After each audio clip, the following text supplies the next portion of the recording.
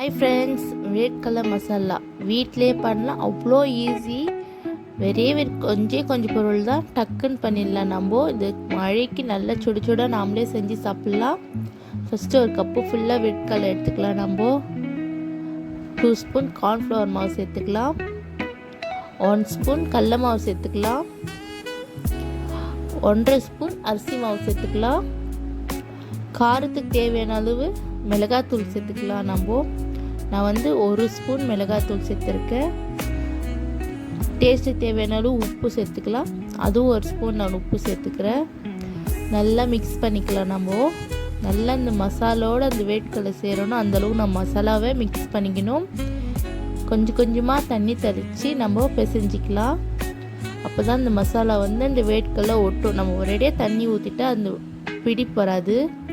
கொஞ்சமாக தெளித்து நம்ம இது பண்ணும்போது நல்லா ஒட்டும். இது பாருங்கள், இந்த மாதிரி நல்லா ஒட்டிக்கும். நம்ம இந்த மாதிரி நல்லா கலந்துனே இருக்கணும். அப்போ தான் வேட்கடலை நல்லா மசாலா ஒட்டும். இது பார்த்திங்களா, நல்லா கலந்துக்கணும்.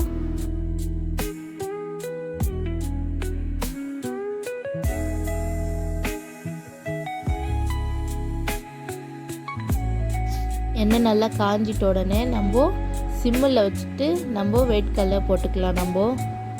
நல்லா உத்திரியாக நம்ம போட்டு விடணும். அப்போ தான் நல்லா அது உள்ளெல்லாம் நல்லா வெந்து நம்மளுக்கு மொரன்னு கிடைக்கும்.